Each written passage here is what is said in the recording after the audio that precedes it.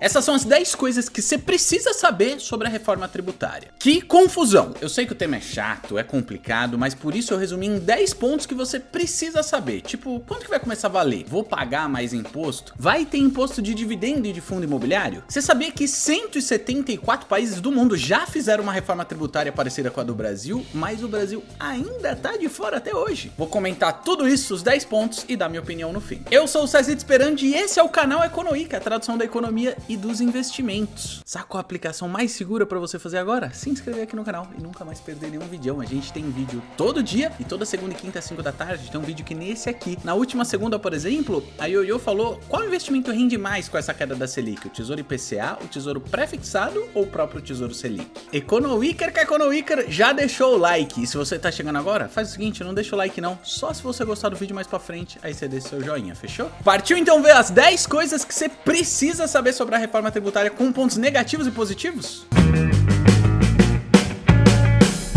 E aí, investidor, sussa, bora tacar pau em mais um vídeo. Aliás, o dia de publicação desse vídeo, dá uma olhada aqui na data, é justamente o meu aniversário, então, deixa os parabéns aí. O primeiro ponto que você tem que saber é por que o Brasil precisa tanto de uma reforma tributária, por que ela é tão importante? Para começar, o Brasil é considerado no mundo inteiro um dos que tem os impostos mais complicados. É tanto imposto diferente, tanto imposto que é um caso em São Paulo, outro no Rio Grande do Sul, outro na Bahia, e a hora que as coisas se somam, é uma pilha de imposto, que o negócio se torna hiper complicado e o Brasil acaba perdendo negócios porque a galera fala, meu Deus, eu não sei nem como é que eu monto minha empresa aí. Com a reforma tributária vai ter imposto que vai acabar, que vai diminuir, que vai aumentar, empresa que vai pagar menos imposto, empresa que vai pagar mais. E a reforma tributária tá tentando simplificar tudo isso. Pra você ter uma ideia, as grandes empresas que atuam no Brasil, Nestlé, Coca-Cola e qualquer outra que você queira imaginar, tem equipes inteiras dedicadas, pagando salário, gastando horas, justamente para lidar com a questão dos impostos. E às vezes os caras erram e acabam pagando multa em cima disso. Então, além dessas multas, tem o custo de manter toda essa galera. E você sabe que o que você paga de produto final, seja Coca-Cola, seja um serviço, inclui esse custo aí de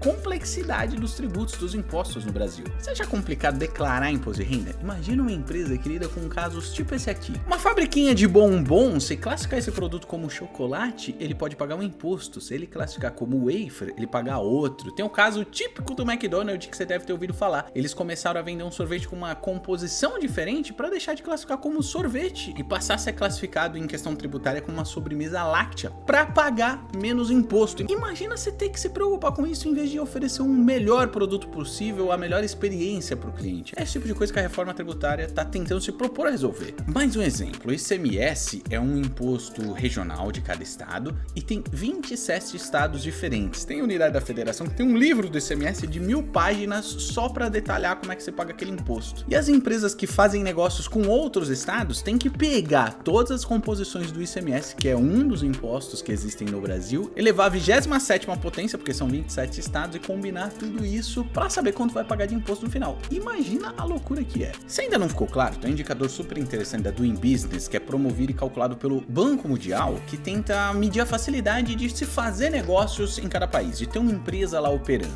E um dos principais componentes desse indicador é justamente a questão tributária. Essa pesquisa fala que para uma empresa coletar todas as informações, calcular os tributos que tem que pagar, preparar toda a contabilidade, preencher a declaração do imposto de renda, ela vai gastar 1.500 horas por ano. Pra você ter uma ideia, a média dos países da América Latina aqui é de 317 horas. A gente tá gastando 1.500 e a média dos países da OCDE é de 158, que inclui aí os países mais desenvolvidos, ou seja, a gente tá muito atrás. Numa lista de 190 países, a gente tá na posição 184 como um dos piores, de mais burocracia e complicação de se pagar imposto. É isso que diminui a eficiência das empresas, reduz os resultados, quanto ela podia dar de lucro, reduz o quanto que ela podia pagar de imposto no final das contas, porque tá se gerando menos negócios e por consequência gera menos emprego para todo brasileiro. O segundo ponto é saber quais são os novos impostos que vão ser criados e quais que eles vão substituir. Vai ser criado o CBS, que é a Contribuição sobre Bens e Serviços, que vai entrar no lugar do IPI, Imposto sobre Produtos Industrializados, do PINS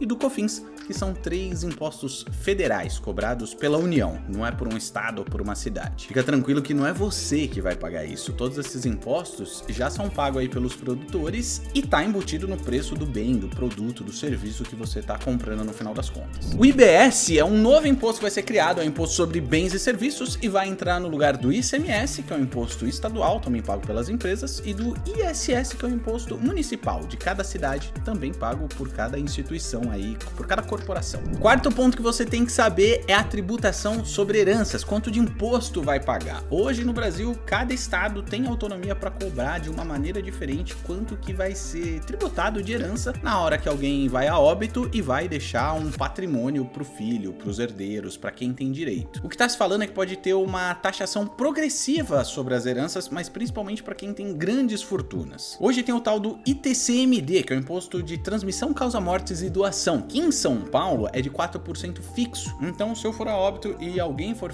herdar tudo que eu tenho, ele vai ter que pagar uma tributação, que é esse tal de ITCMD, de 4% sobre todo esse valor que ele está herdando. O que está se propondo é que quanto maior a fortuna herdada, haja uma progressão, uma taxa maior de imposto que vai ser pago sobre essa fortuna. E ó, a proposta não está falando de aumentar esse imposto para quem deixa uma casa para o filho ou alguma coisa além disso. Está falando de grande fortuna mesmo, na ordem de dezenas de milhões de reais. Aliás, a casa própria é o sonho de todo brasileiro e um dos maiores motivos de todo mundo querer começar a investir, que é dar entrada numa casa e ter uma casa bacana, a casa dos sonhos em algum momento. Só que a gente sabe que as casas, os imóveis no Brasil estão cada vez mais inacessíveis, cada vez mais caros. O tempo normal de financiamento do imóvel é de 30 anos e a gente ensinou uma técnica aqui no canal de amortizar as parcelas de modo que você paga um valor extra de uma parcela e consegue amortizar até 4 ou até mais, dependendo da situação. Ou seja, você paga uma parcela a mais e diminui mais 4 do saldo devedor, reduzindo em muito o tempo para você quitar o seu imóvel. Nesse vídeo aqui em cima, que faz parte de uma playlist só de dicas de finanças, a gente mostrou como é totalmente possível você reduzir, amortizando as parcelas, o tempo de financiamento de 30 para 15 anos e matematicamente, embora seja um pouquinho mais difícil, reduzir para até 3 anos. Cara, vale a pena. Quinto ponto que você tem que saber sobre a reforma tributária, que é uma boa pergunta, inclusive, que muita gente tem feito lá no Insta do Economy, que é se a reforma tributária vai aumentar o imposto. Será que você vai ter que pagar mais imposto, mais tributo com essa reforma tributária? A proposta é simplificar para ter menos imposto sem aumentar a carga tributária. A carga tributária é a somatória de todos os impostos pagos pelos brasileiros para o governo no final das contas. Eles querem eliminar esses 5 impostos e toda a complicação, as diferentes alíquotas que tem no Brasil inteiro e a combinação que vira uma árvore maluca, cobrando por novos 2 impostos de maneira bastante unificada. E o tanto que o governo vai arrecadar com isso, ou seja, o tanto que o brasileiro vai pagar de imposto na somatória, a proposta é que se mantenha o mesmo volume, não aumentar essa carga tributária. Atualmente, vários setores pagam não só pelos seus produtos impostos diferentes, mas em setores acabam um pagando mais imposto, o outro menos. E se aumentar o imposto para um setor, vai diminuir para outro, de modo que o consumidor final, na média, vai acabar pagando a mesma coisa, embora pode ser que aconteça assim que alguns produtos que você consome fique mais caro, enquanto outros podem ficar mais baratos. A ideia é que na média você continue gastando a mesma coisa, mas o preço das coisas pode mudar um pouquinho. E eu esqueci de perguntar, qual que é a sua dúvida que você tem com a reforma tributária? Eu tenho certeza que tem alguma coisa que você quer saber, que você ficou com a pulga atrás da orelha e eu ainda não respondi, porque esse vídeo nem tem a proposta de ser o vídeo mais completo sobre a reforma tributária, porque ela é hiper complexa e ainda nem foi totalmente aprovada pelo Congresso, aí pelos senadores e deputados. Então pode ser que ela mude um pouquinho, tem muita coisa para acontecer. Mas deixa sua pergunta, a gente não só lê como responde todo mundo, pode ver aí. Ah, essa é importante! Os novos impostos da reforma tributária já estão valendo? Quando que eles vão começar a valer? Eu já adiantei que ele ainda tá em tramitação lá no Congresso, na Câmara e no Senado, ou seja, ele ainda não tá valendo. Ele vai precisar de pelo menos aprovações em 2 turnos, no mínimo 2 na Câmara e 2 no Senado, até as 2 casas, a Câmara e o Senado, entrarem em consenso. E esse é o número mínimo de turnos que vai acontecer em cada casa, 2 em cada uma. Se eles não chegarem no consenso, a coisa vai ficar no ping-pong, um muda, outro muda, até que se chegue no consenso, então pode ser que demore um pouquinho. E quando vai começar a valer, César? As novas regras vão começar a valer em 2026, mas vai ter um período de transição de 8 anos, de modo que ela vai estar plenamente a todo vapor, valendo só aqueles 2 impostos em vez dos todos os outros 5